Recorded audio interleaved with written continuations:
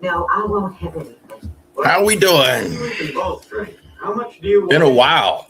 About a week and a change here. So thank you very much for joining us here. A little late tonight, waiting for the Orioles to go on, amongst other things. So a little bit late. I said 8. Usually after Oriole game, it's like 8:45. And then it's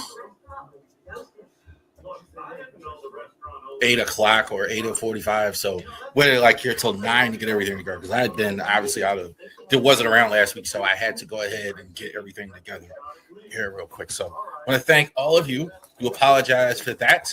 So in light of that, next week, we're going to do State of the Franchise. We're going to do 2 streams this week. So we did one last week.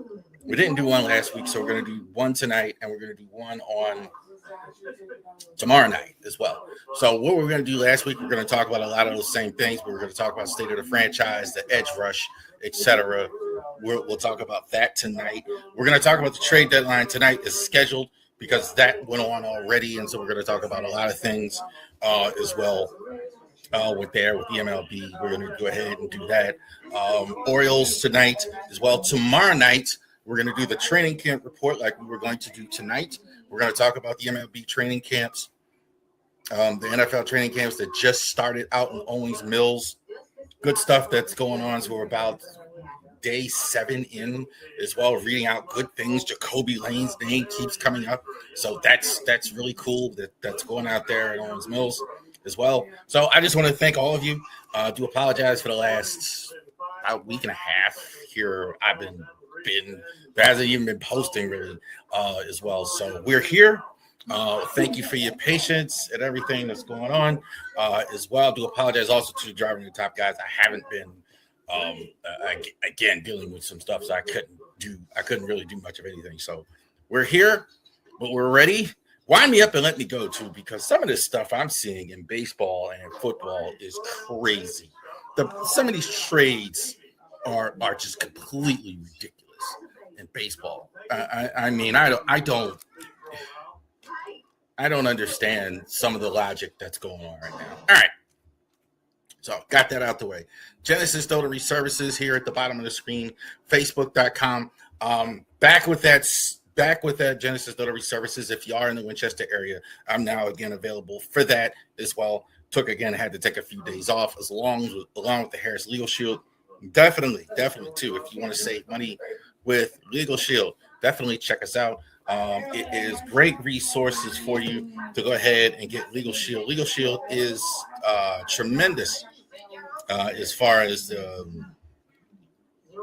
getting help with any legal matters. I've personally, trust me when I tell you, I've definitely used Legal Shield before. Definitely too, if you're having any legal issues or anything like that, definitely Legal Shield is a great, fantastic resource for you to go ahead and get yourself squared away as well. Maryland football is coming. We're going to have our Maryland football preview here coming up shortly. So definitely check that out if you haven't already done so.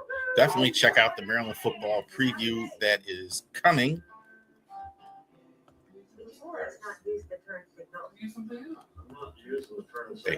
The Maryland football preview that is coming up here. That is on September 6th. That's before the season starts. We're also probably going to have an instant reaction for college football, probably the Oklahoma and Michigan game. We're going to go ahead and do that as well. NFL preseason predictions that starts September 6th. NFL preseason predictions September 6th, August 30th. That is when we're going to do our Maryland football preview before the season starts. And we're ready for football, man. Because the Orioles, man, we'll get to Michael Elias. I'll get to that guy. That's disgraceful what I'm seeing as well. It's yeah, we'll go there. We're starting with football. I won't immediately go into our last because we got one of my favorite videos. That's why I wanted to do this again tonight. State of that franchise for the Ravens. So, state of the franchise. So we do this before the season starts, the preseason starts as well. what is the state of the Ravens like this? So like this, you have anytime at the beginning of the year, the president goes to State of the Union, State of the country, state of everything, start of the Ravens season. Here we go. It's our version of January to start of your training camp. We're actually going to have a football game tomorrow. Tomorrow night, the preseason starts for the NFL. And tonight, state of the franchise. So what does the Ravens franchise look like these days? So what's happened in the offseason? So what this basically will do is kind of go over a capsule synopsis from the loop miss at the end of the year to right now. Basically just a capsule synopsis. Some of it, of course, we talked about already in the offseason, but we will go over it here as well. All right, state of the franchise. What's happened? Obviously, a lot has happened here. For the first time in almost 20 years, there's no John Harbaugh as head coach. Jesse Minter, now over from the Chargers, is the new head coach of the Ravens. He will go ahead and lead the new era for the Ravens under the next flight era, as they were, new uniforms as well, the new era of the Ravens. The only name that's been there for a while is EDC, every dollar counts, Eric DeCosta, who has been back for his 8th season. Can you believe it's been 8 seasons? Ozzie Newsome has been gone, not gone, but in charge, not in charge of the organization anymore. So Eric DeCosta now, EDC, 8th season for him as well. Declan Doyle is now the offensive coordinator, 29 years old, same age as his quarterback as well, if you can believe that. Defensive coordinator running the defense, former defensive end for the Ravens, Anthony Weaver, coming over from Miami in his first season as defensive coordinator for the Ravens. Declan Doyle was also offensive coordinator for the Bears last year. And our man, co-cap, Anthony Levine, former Raven special teams player, made his career as a special teams player. So it's good to see like that whole play like a Raven philosophy with these two guys as the special teams coordinator and defensive coordinator, Anthony Weaver, and former Ravens. What went out the door in the offseason? The biggest one, I may miss a few, so forgive me, but Tyler Linderbaum, the biggest one, $27 million to the Raiders. The largest center contract in the history of the NFL by a mile. He's gone to the Ravens. He's gone to the Raiders. He's going to go ahead and play with, coincidentally, Max Crosby, who actually was in Baltimore for a trade, won't be here. Veterans that didn't re-sign with the Ravens, Kyle Van Noy still unsigned. DeAndre Hopkins, actually, I saw it a little bit ago. He took a job as a coach, it looks like. Tavion Bryant, Brent Urban. You may see Brent Urban on the Giants at some point. Daniel Falele is gone. Hallelujah for that. And Joseph Noteboom still unsigned. A little bit disappointing last year. Isaiah likely signs with John Harbaugh, and the Giants is going to be their starting tight end. Charlie Kolar is going to Jesse Minter's former team with the Chargers as well. Got a good contract. Good for him as well. He had to take that. Nothing wrong with that. I think it's fine. That type of contract. Draymond Jones came with the Ravens mid-season. He signed with the Pats, back with his former coach, Mike Vrabel, where he was in Tennessee. Alohi Gilman mid-season trade last year. Played fairly well, I thought, for the Ravens. He's going to go ahead and sign with Kansas City. Play for the Chefs this year. Darius Washington, another Raven, former Raven, going with John Harbaugh and the Giants. Same with Jordan Stout, former punter. Stout might be the best punter in the league as well. So they went ahead and signed a young player, replaced him. Pat Ricard, not going to have a fullback for the Ravens anymore this year. You're going to see 2 tight end sets and all that. You may see an H-back at some point. That a little bit surprising here. Keaton Mitchell was untendered, signed with the Chargers, signed a multi-year deal. Good for Keaton. Probably getting some playing time. Not in the plans, I don't think. I don't know why. To me, Keaton Mitchell and Derrick Henry makes perfect sense. I certainly understand that. Keaton Mitchell and Derrick Henry make perfect sense. Talon Wiles, former Raven, goes with Todd Monken. his former offensive coordinator with the Browns, and one more, David Ajabo, still on the side as well. That's what went out the door. What did we get? Trey Hendrickson, obviously the biggest signing for the Ravens. This is huge. The biggest problem the Ravens had last year, you could argue the offensive line. I thought it was the pass rush was terrible. You get Trey Hendrickson, who's no longer terrible as well. They spent a lot of money. A little bit of an injury concern. He only had 4 sacks. He didn't play some, but I love it. Hendrickson, I think, solves it as well. John Simpson with the Jets. He's back. Look, offensive line wasn't good last year. That's just all there was to it. Jalen Hawkins was with the Patriots. He signs. He's going to be probably the third safety, probably take a lot of the snaps that Oloy Gilman got. I think you're going to see that with him. Calais Campbell back with the Ravens as well. I think he should start for the Ravens, 40 years old. So good for Calais still hanging in there. Ethan Pollock for the Browns is there as well. Late off-season signing. This guy's just starting center. They're kind of saying that it's going to be a competition. I think it's going to start. Those other guys aren't. I don't think they have what he has. Durham Smythe's coming over with Declan Doyle. I think this is the new Nick Doyle. This is your blocking back. This is going to be your fullback. I think this is the role for him. He's going to get some balls, but I think his role, that's what it's going to be. Danny Pinner signed. He's going to be with the calling a center competition as well. Chris Moore, former Raven many years ago, is going to help the special teams, played with the Commanders. Kevon Wallace played with the Texans years ago, and Jawan Gwynn also too in the center competition. I think it's pretty obvious he's probably going to start. Why even bother? Draft picks, let's go over that here. Vega Ione, I think you argue the best center, best offensive lineman in the entire draft. At the guard position, Ravens picked him at 14. Zion Young's looked really good so far in camp. So that's a very good sign here at 45. Another stud just looked really good in camp, Jacoby Lane.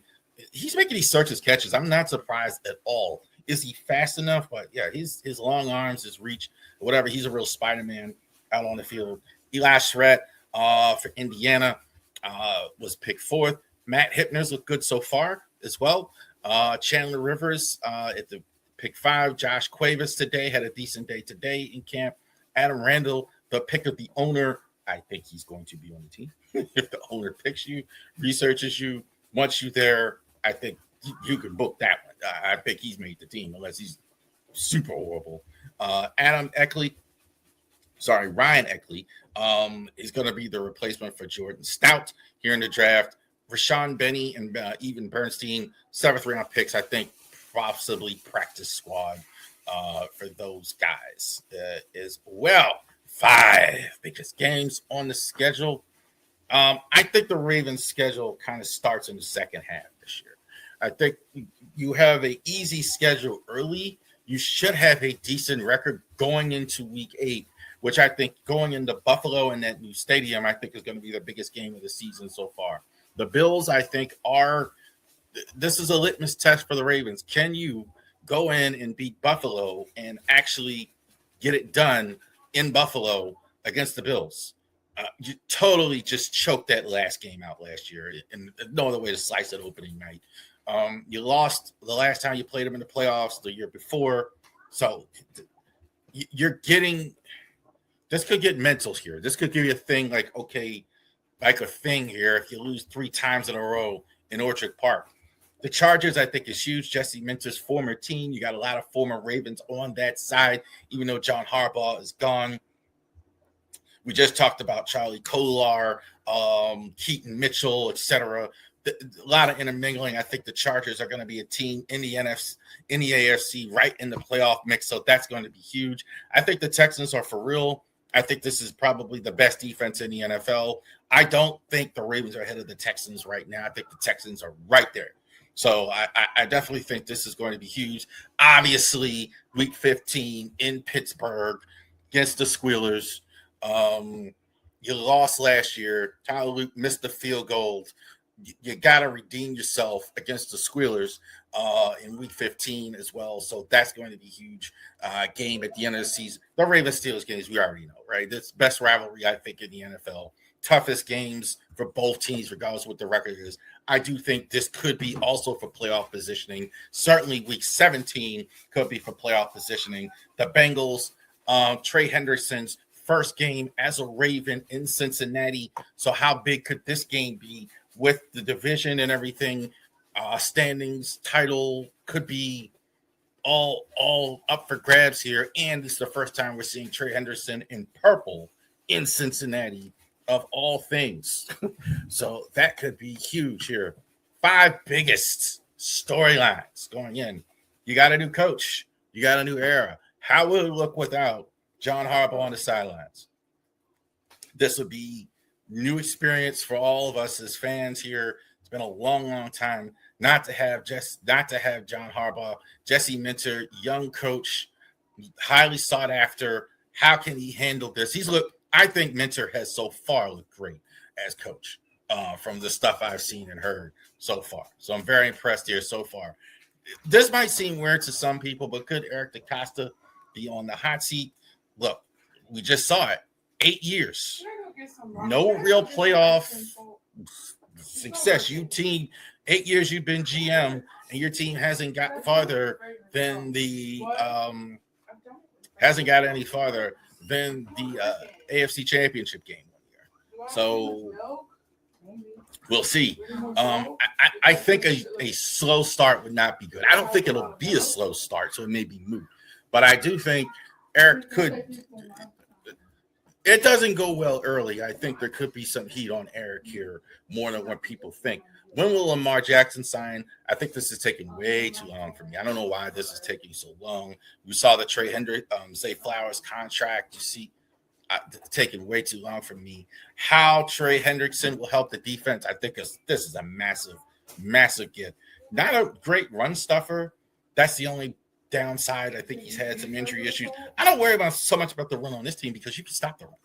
Like, you have run stop on this team. You got Roquan Smith. You got Travis Jones. You have that. So it's not like you know he has to be there all the time. And can the Ravens get back to the playoffs in 2026? I absolutely think that's very possible that the Ravens can get back to the playoffs. Is Super Bowl? We'll talk about that on our NFL predictions. But I definitely think the Ravens can actually get to the Super Bowl as well and get back to the playoffs in this tough division, the North. There you go. And there's the state of your franchise right there, the Ravens, 2026 as well. So camp has started. Tomorrow night, we'll have our first NFL training camp report. We'll go ahead and talk about that. How the Ravens look in camp right now. I think they did everything in the offseason that you pretty much could have done to actually get to a point where you feel good about the team. The only thing was the Tyler Linderbaum thing for me. I think the whole Max Crosby thing was ugly. But if you look at the roster, I think I'm struggling to see what more they could have done outside of, again, the Linderbaum thing. I think the Linderbaum thing, is great. Even now, I think with Pollock, that makes me feel a little bit better. But I think you did everything you could have possibly done. You go get Trey Hendrickson, you go in the draft, you get guards, you go ahead and get rid of that line. You've done most of what you could have done. So we will see about that. State of the edge. All right. Oh, we're going to get the baseball, man. Let's go ahead. Talk a little more NFL here. And we have some news. So we finished with the offense a couple weeks ago. And this week we're going to talk about the defense. We're going to do our top 10 list all the way up until the season starts. The season starts here shortly. So we've done all the offense. We're going to get to the defense. Tomorrow we're going to do the defensive tackles. Tonight we're going to talk about the edge rush. So, who are the top 10 edge rushers in the entire NFL? Who are the 10 guys who are the best on the edge? Who are the guys that you want? I don't think there's anything more important in football. Premium positions on the field: quarterback, wide receiver, edge rush, cornerback, left tackle. Those are the things that you need. Can you score? Can you protect Can you protect your quarterback? Can you force points? Can you cover? Can you do all those things? So let's say tonight, who are the best edge rushers in the NFL? Number 10, Nick Bosa of the 49ers. I don't know what's going on with the 49ers. A lot of injuries there. And I think that's the problem with Nick Bosa. He's been injured so many times in recent years, like where it's really hurt him as well. So he didn't have as many sacks in recent years. So I think it was 2022. He had a huge career year, 18 sacks. Hasn't really gotten back to that. So that's why he's not higher. But obviously the explosiveness when it is there, I think he's fantastic.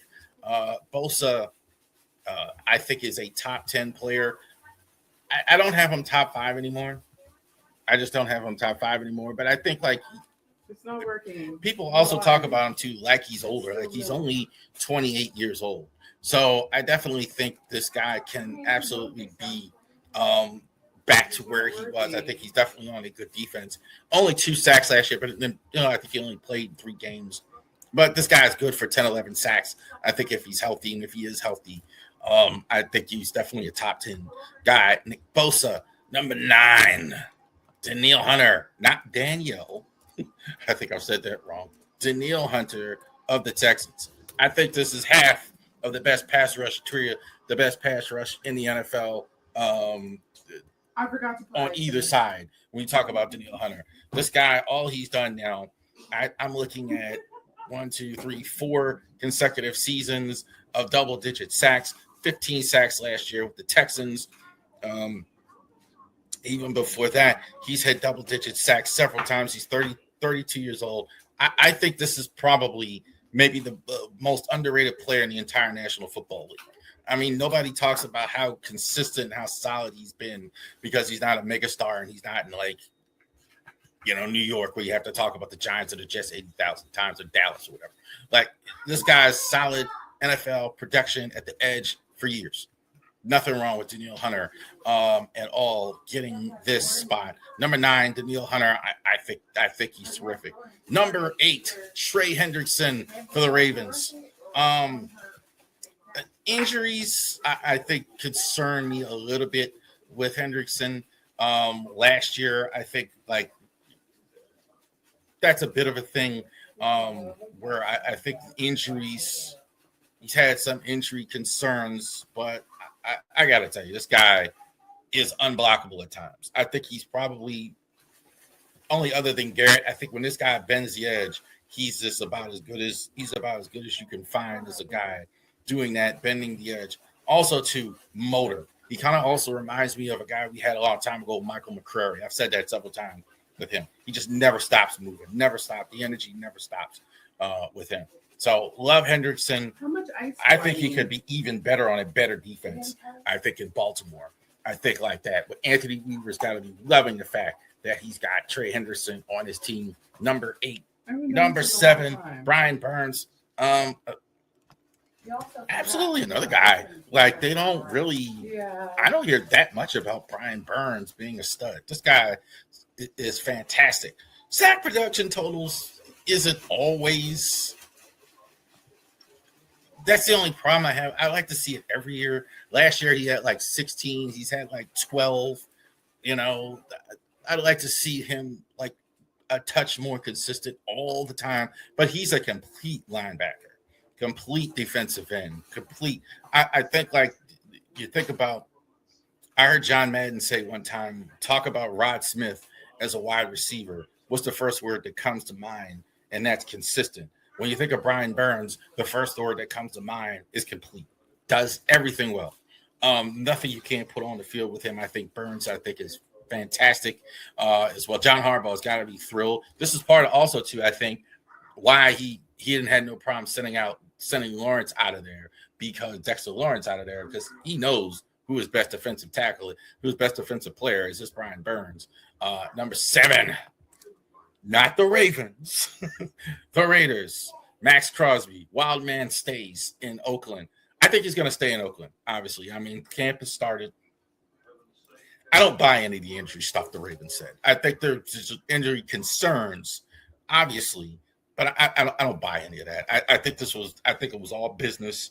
I think they had a chance to get Hendrickson, and I think they took it. I think they just rather not give up the picks. No, I don't think there's anything to Max Crosby that's a problem. I think he's an outstanding talent. A little bit older. That's the only thing that bothers me about Crosby. He did have an injury. I mean, I don't think that's, a complete lie, but he's only 28 years old. I'm not, I think Crosby, and I think Crosby is another one who's a complete player. Like, he's not just an edge rusher. He can do anything on the field that you put him, and hopefully the Raiders will be better. I think the Raiders, they couldn't be any worse. So I think the Raiders will be better as well. I think Crosby, is fantastic. Number 6, Max Crosby. Number 5, Micah Parsons. The Packers aren't going to have him, I don't think, for the first 6 weeks. I think that's right. So I do think he is going to miss at least the start of the season. I think that's probably one of the main reasons why I dropped him down. I don't think you're going to have him the whole year. That's the only problem with Parsons. I think you talk about a complete Brian Burns. I think this guy is complete and dominant. Started at played in college as inside linebacker, played the NFL inside linebacker, outstanding edge rusher. Totally Packers look different with Micah Parsons on it. I think they may have to wait to get him. So I don't know if he's going to be number 1, the best in the league all season, but I definitely think he's right there. If somebody tells me Micah Parsons is your best defensive and edge rusher in the league, I got no problem with saying that. I mean, I think Parsons, is good. He's not as good, I don't think, all the time. That's the only negative. Sometimes great pass rushes look like that at times, though.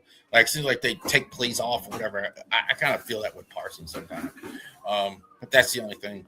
TJ Watt for the Squealers is phenomenal. I did drop him down. Watt's going to be 30. Watt's 32 now, 33 years old.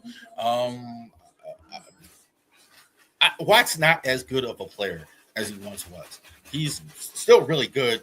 But I think there was a time with Watt, like every play, he would just blow everything up all the time. He was just dominant all the time.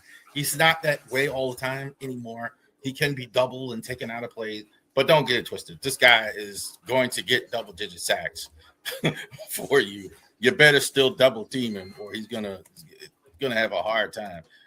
I think this was the one play in the league I think Lamar had the most trouble with for the longest time. I thought was TJ Watt. Watt last year, not quite as good, but I'm not too concerned about that. Not the same player quite, but just dropping him a little bit. I mean, not number 1, 2, but like 4. I think he's fantastic. I think he's healthy all year. He's really, really good. Number 3, Aiden Hutchinson of the Lions. I think about Chris Berman every time I see an age at Aiden Hutchinson, and use the term that he coined, simplistic. He's a football player. Aiden Hutchinson is just Aiden Hutchinson all day long. Definitely 2. Just tough as he needs to be, fast as he needs to be. 14.5 sacks. I think he's coming off his best season last year. From Michigan, played his career at the University of Michigan, now playing in the NFL. At the Detroit Lions. I think he's fantastic. I think he's strong and fast. A great combination of strong and fast as well. He's a power rusher, and he can be a speed rusher at the same time. I think he's also outstanding against the run. I think you can't run on him either. So I think he's got it as well. I don't think he's quite the pop pass rusher as the top 2, but I think all around as good as you're going to find in the NFL. Aiden Hutchinson, number 3.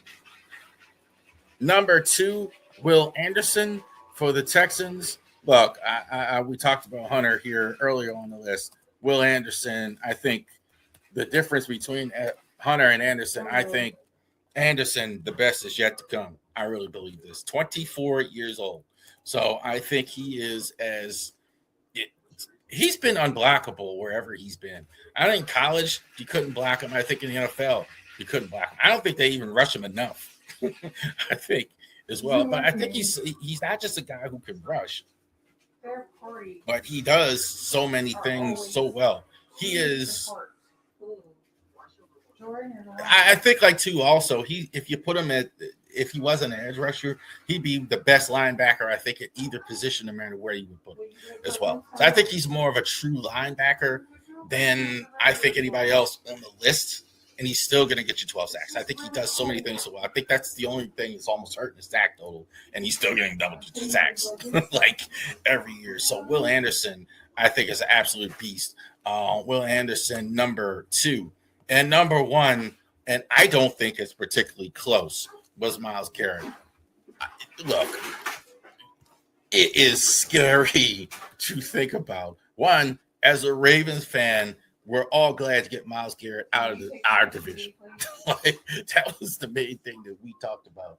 Getting this guy, getting this turkey tail out of our division. And I think he's going to wreak havoc no matter where he is. He's going to have a good defense around him. On top of it, he's going to have McDuffie. He's going to have, how many sacks when is he going to get with this? I don't think 30 sacks is not out. Don't. I don't think that's out of the possibility. I'm serious. I think 2 a game is not insane. So I think Garrett, is phenomenal. So this is pretty easy. Formerly of the Browns, Myles Garrett, number 1, the only choice of the Rams. There you go. All right. So there it is right there. The top 10 edge rushers in the NFL. So definitely let's go over that. I think Garrett's pretty easy, number 1. I think the rest of the list is close. Somebody might say Parsons, you might say Will Anderson, you might say, but I think there's a pretty good gap between Myles Garrett and the rest of the list there. So thank you for that. That definitely will be on our social media here in the morning. We'll definitely have that squared away for you here as well. Shouldn't Alana be going to sleep? It's 9:40. Yeah, she only staying with them. All right. Let's talk baseball, man. Like I said, I was out of the ecosystem for a couple of days, so I didn't really even get to follow really until the deadline or whatever. So I did miss a couple games. So we're going to talk about July as well, and we're going to talk about the MLB trade deadline, and we're talking about the obvious stuff here. I just cannot believe. I just cannot believe what I'm seeing is not just also to the Baltimore Orioles. MLB. I don't understand y'all as well, but we'll go there. Trust me. With that. All right, so let's go ahead and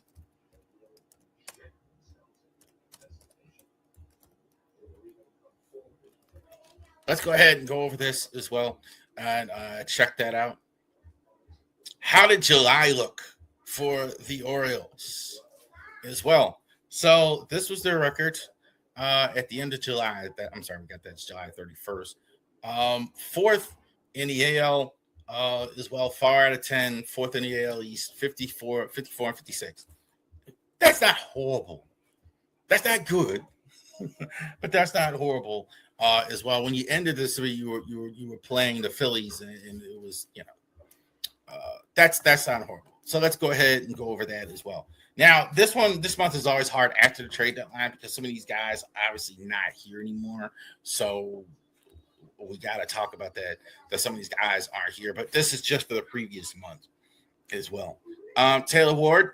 I thought Taylor Ward was good for the Orioles. I do. I think we didn't get what we thought we would get, but I think Ward, gave you something. Get pair. He was consistently giving you something, unlike a lot of the guys on the roster. So I thought it was good. Streaky, Gunnar Henderson. I think that's fair, at least. I don't know what's wrong with Gunnar. I'm really not sure. I'm really at the point now, like it's not even. It's been. You gotta say now. It's been a while since we've seen like some real stud stuff from Gunnar Henderson. Been a minute. He's been okay-ish, but if you want to say that, but it's been a while since we've really seen it. Pete Alonson's been fantastic all season. I don't really. I think a slow start, but we're getting exactly what we expected for Pete Alonso. You talk about where we didn't get what we thought we would get. You need to get ready for bed anyway and go to bed.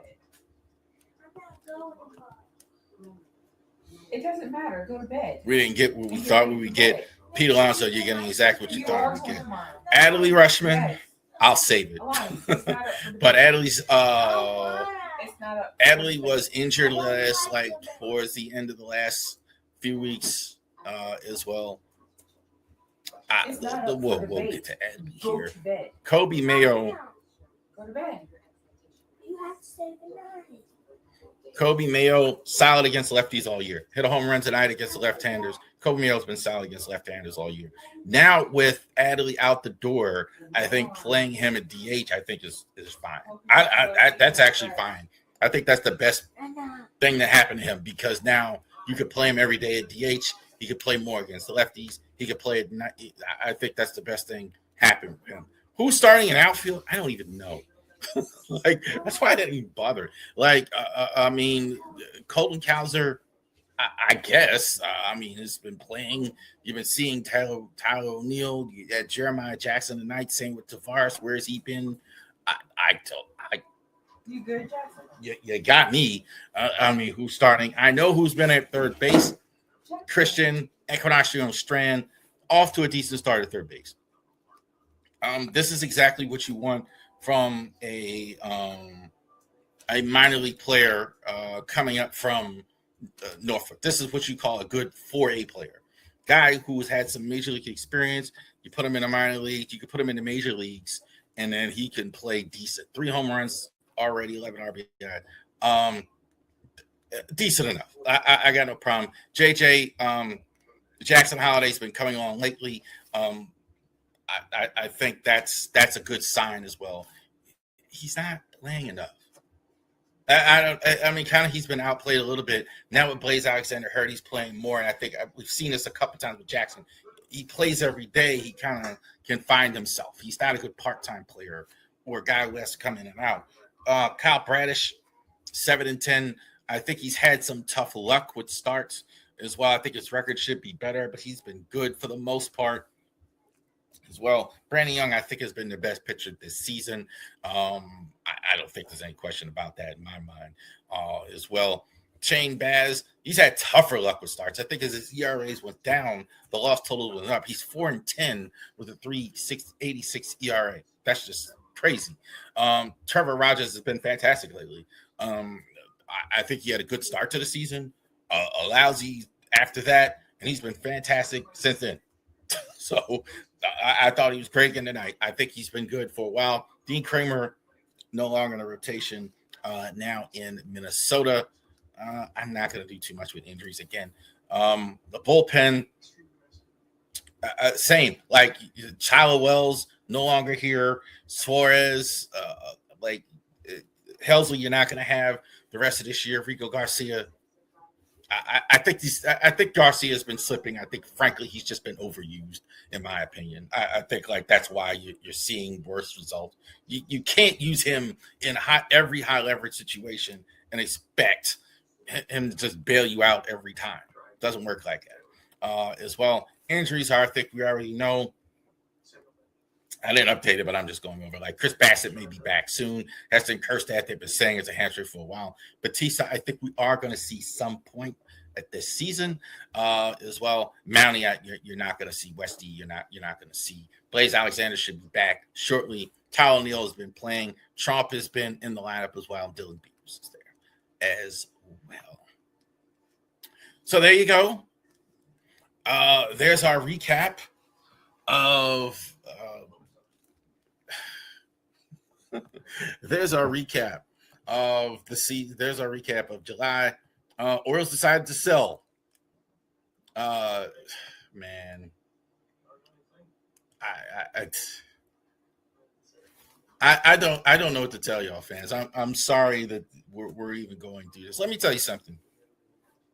Tell you something. I am 40 blank years old, right? In my late 40s.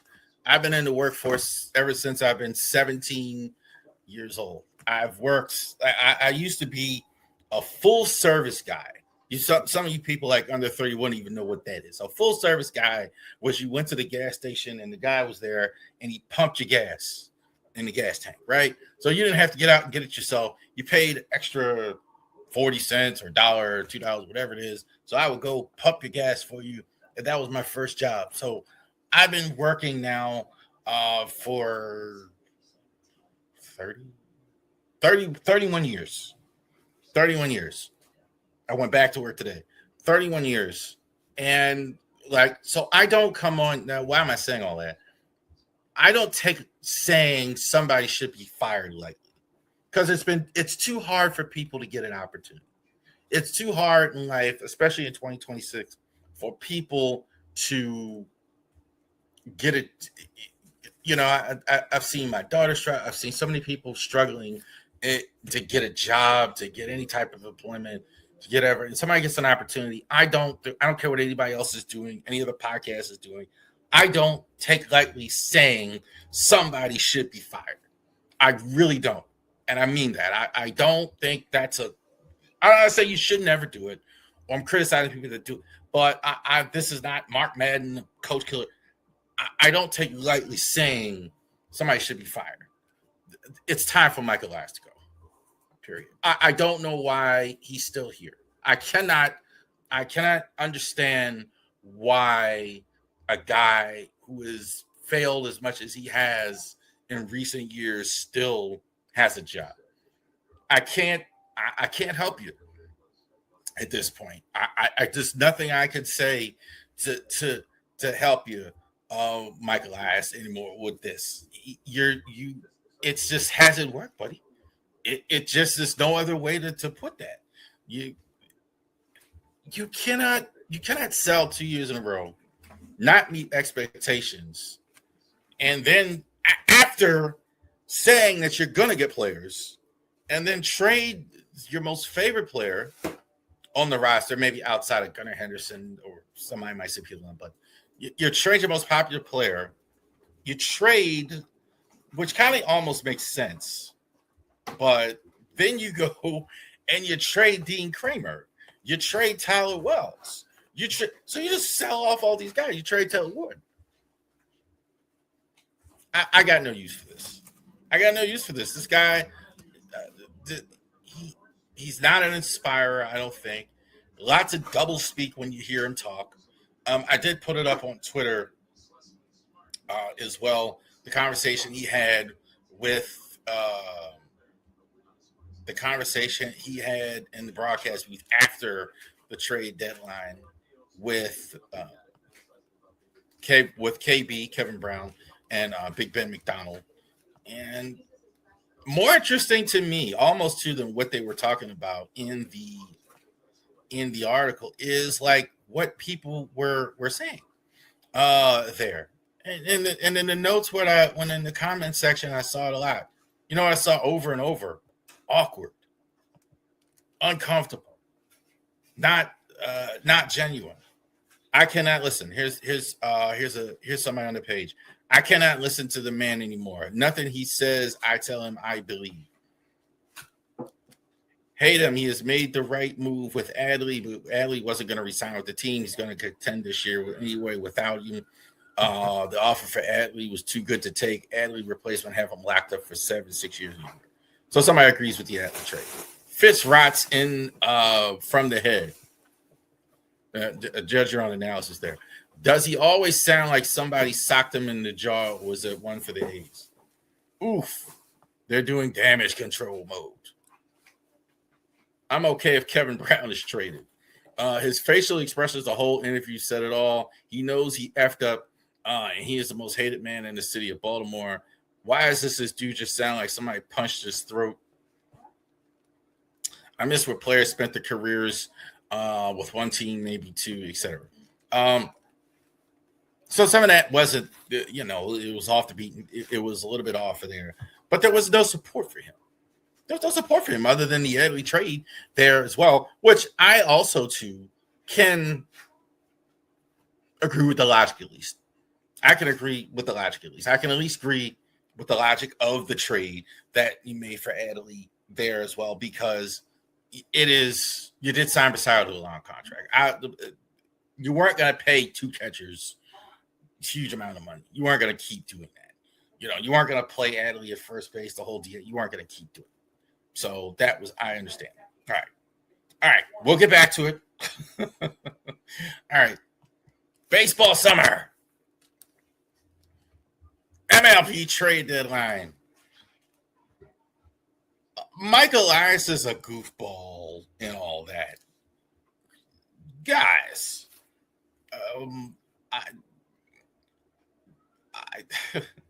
some of the stuff I saw on the trade deadline too was goofy. I'll get to the obvious one here in a second, but let's go over the MLB trade deadline, some of the trades that happened here as well. Rays make a trade. Freddie Peralta goes to the Mets. Goes from the Mets, rather. Prospects Aiden Smith, Gary Gill, M.M. Padre, go ahead. Foster Griffin goes to the Guardians, and the Nationals get prospects Josh Harte, Will Dien, and I think it's Kenny. I think it's wrong there as well. Freddie Peralta makes sense. This one actually does make sense. Mets are really not good this year, really struggling. Peralta hasn't been what they thought. Maybe just not the right fit, etc. Go ahead and get something for him, since you're not going to keep him. You're not in contention. They're definitely not in contention. They're like record very bad. So that makes sense to me why you would do that. And again, Guardians, Nationals getting them pitching help as well makes perfect sense. Nat's not doing well either. Blue Jays get Jose Soriano as well. Arnon Nimina. Good minor league player a couple years ago, so it's a good prospect getting that there. Angels, watched the broadcast tonight with the Angels. The Angels always came out and said, well, fun at the games is more important than winning for fans. No, it is not. that's not true. You want a good experience at games, don't get me wrong. But that's, Angels again makes sense. Angels have been in sell mode all year long, not very good. So no real beef with that. Again, Mets, Cubs get Clay Holmes as well. Good trade for him. Holmes has turned actually into a really good starter as well. So Cubs still in the thick of things, actually going ahead and getting some prospects, giving away some prospects. Jefferson Rojas as well. So getting that there as well. Rays actually make another trade. Liam Hicks is a pretty good trade. This is it's very Ray-like. A guy who's a solid hitter, solid young player, and kind of under the radar. Like getting Liam Hicks. Liam Hicks, I think, is much better than what people think as well. Marlins get Brendan Taylor, Adrian Santana, Joseph Crisling in the trade. So as well, good trade, I think, as well. Yankees, of course, did something. Luis Garcia Jr. from the Nats. They're going to go ahead and play him at first base as well. Giovanni Cruz, Jake Bird, Jake Cutler, and Kurt Gamble. Not a bad haul. I think of prospects. Not bad as well. Yankees, obviously, the Yankees always do something. The Yankees, of course, are going to do something as well. Longtime Brewer, former Oriole Kevin Gausman goes to the Cubs. So the Cubs are beefing up that pitching. They definitely need it as well. So Gausman was so good in the World Series last year. He's going to get another shot to play in the World Series.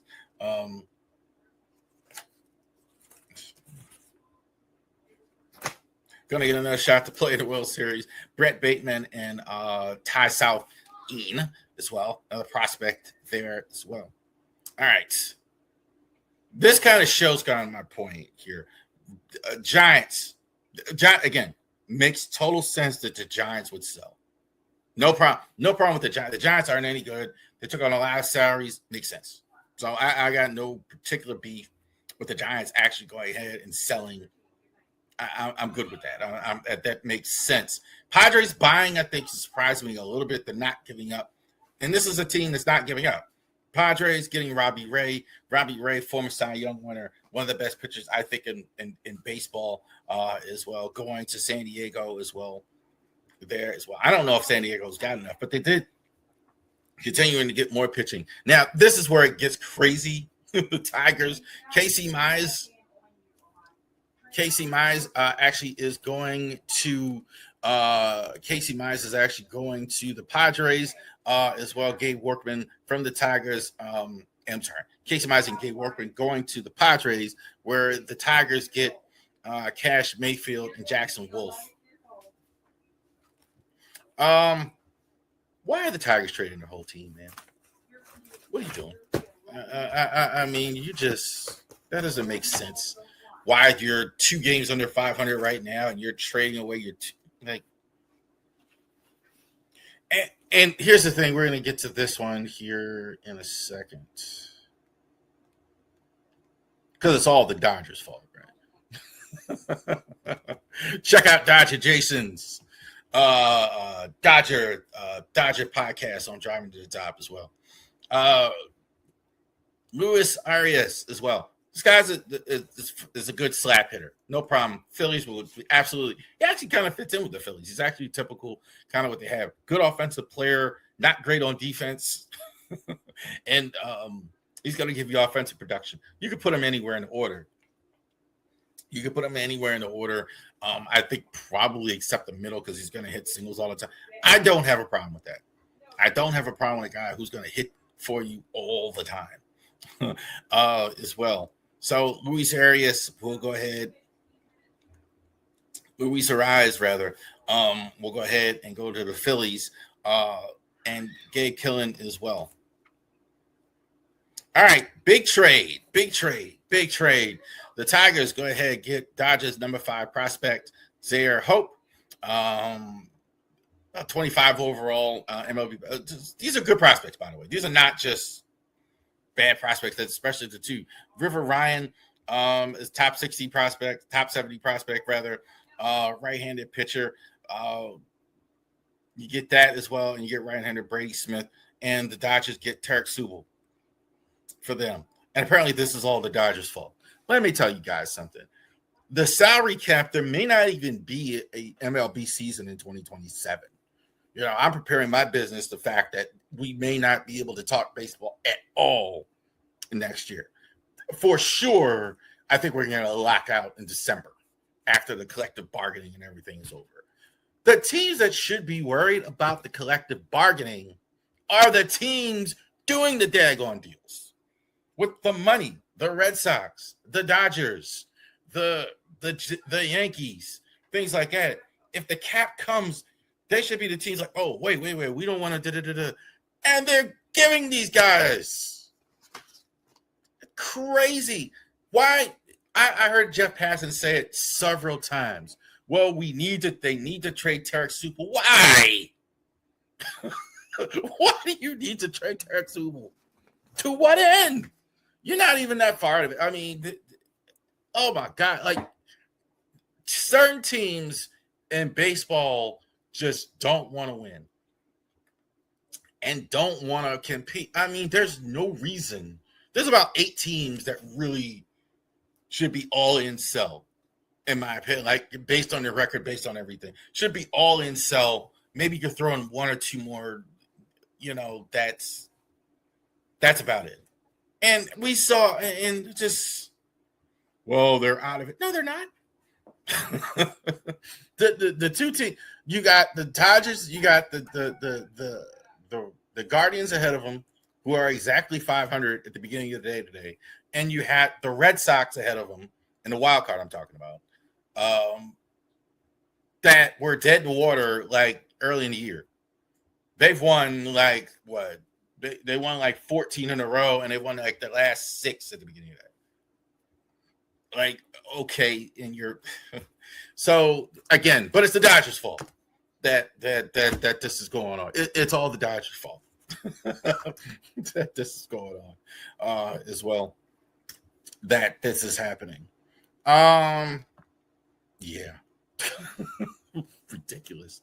So that's the big trade as well. How do I think it'll work out on the field? School's fantastic. I mean, we know like this will put the Dodgers in a chance to win the 3-peat. I think the Dodgers it makes total sense. I mean, who wouldn't want Terry Scuba on the team? Even if I had pitchers like you, of course you would. Terry Scuba with that offense in a pitcher-friendly park, and I think this will work out just great. Tigers and the Tigers, y'all a bunch of suckers. The Orioles, y'all a bunch of suckers too. Even though it's my team, that you're behaving that way, giving away players as well. That that's just ridiculous. That's all I'm gonna say. Like, but it's the Dodgers' fault as well that this is going on. All right.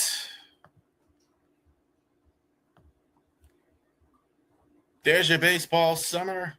Let me hit the music here.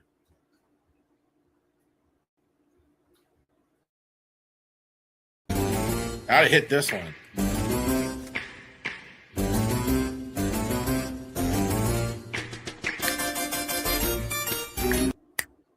Creepy and the cookies.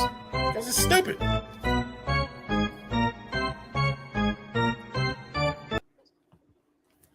Yeah. And national media, y'all can eat one too, because y'all like convincing people that they have to trade. Are you kidding me? They don't have to do that. That's crazy. Y'all, I heard that way too many times. Well, they had to do it. No, they didn't have to do anything. It's ridiculous. All right, Orioles report a little different because obviously we didn't broadcast last week, so we mostly talked about it as well. The big trades. The Orioles did get Adley Rutschman trade. It did actually happen for the Orioles as well. So it's the end of an era in Baltimore where Adley Rutschman was the number 1 pick. Mike Elias coming in with him, I think, as the new GM. They were going to build around Adley.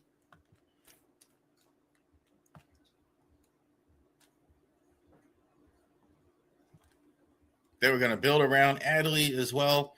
And now he's gone to the Boston Red Sox, of all places. So let's try to get the details of the trade up here as well.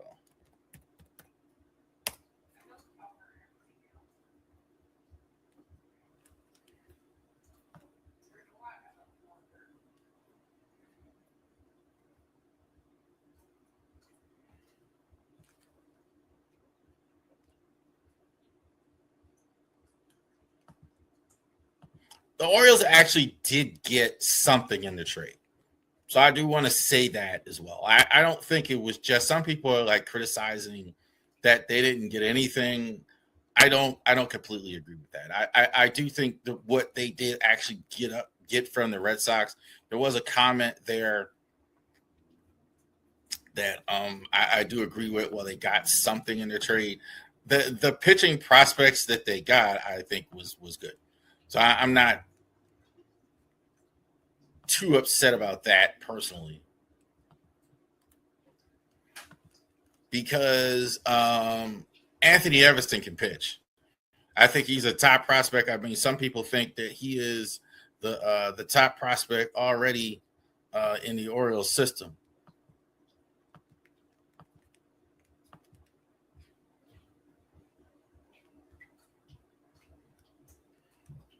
I don't know if you can see that or not. But I'm pulling up Jacob Calvin Meyer here as well.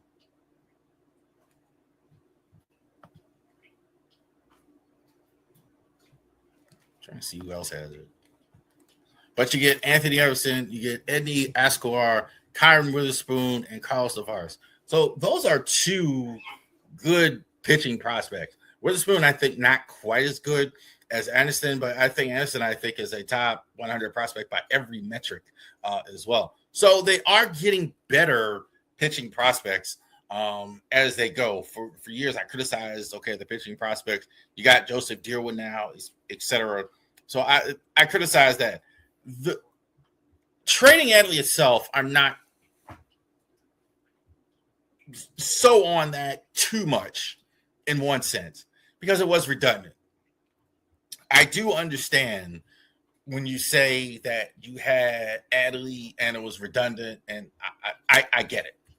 I get it because that's not totally inaccurate that you had two catchers and you weren't going to pay two catchers. So I got it. All right. But you didn't get any major league players back. You didn't make the team better this year, which you said you would do.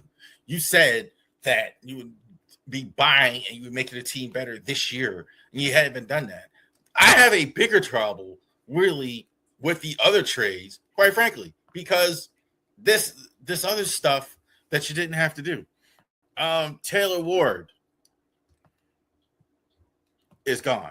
Taylor Ward, and I'm trying to pull up Taylor Ward here.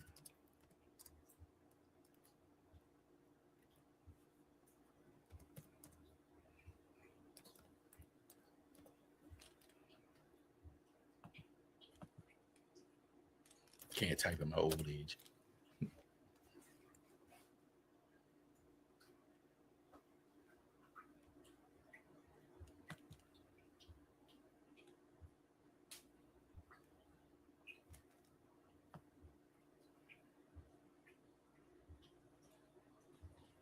So Taylor Ward trade, Orioles receive Alex Happy, who pitched tonight, Brock Moore, and Russell Killing for Taylor Ward in exchange per source. Okay, so you got a reliever for, again, like, what are you doing? You're tearing the team down again. There was another one, Dean Kramer, now with the Minnesota Twins. So again, what you bring back for Dean Kramer?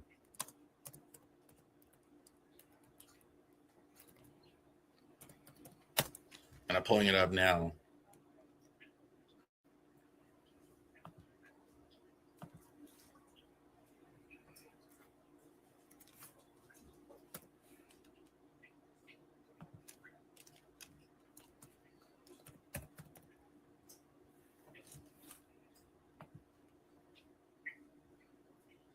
Not having a great season, I actually get that. He gave up 3 hits in 5 innings tonight when he actually pitched for Minnesota. That was weird looking at him.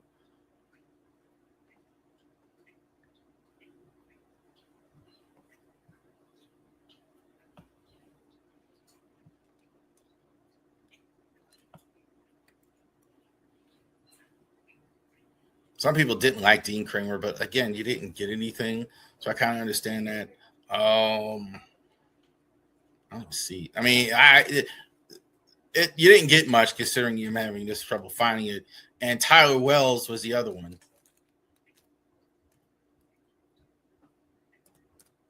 This was really angering.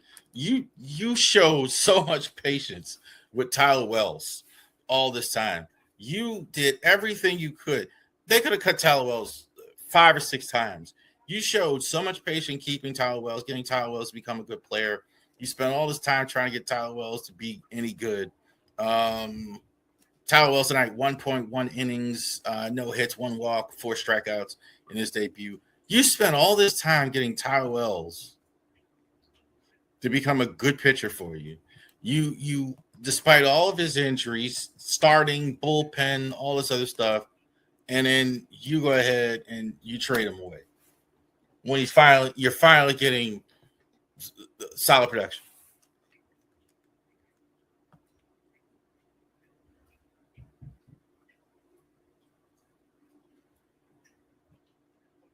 Tyler Wells also to classy stuff as well, sending him to the Rays.